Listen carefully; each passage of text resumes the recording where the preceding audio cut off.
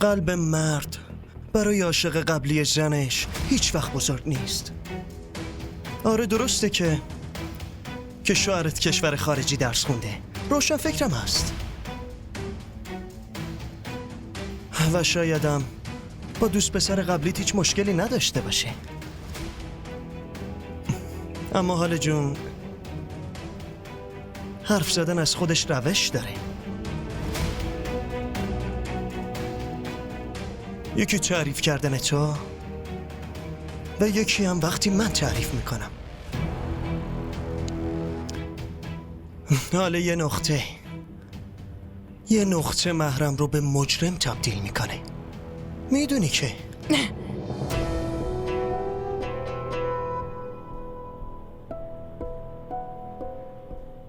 بس کن پسر، تو که بادکنک شجاعتش رو بدون سوزن زدن پاره کردی.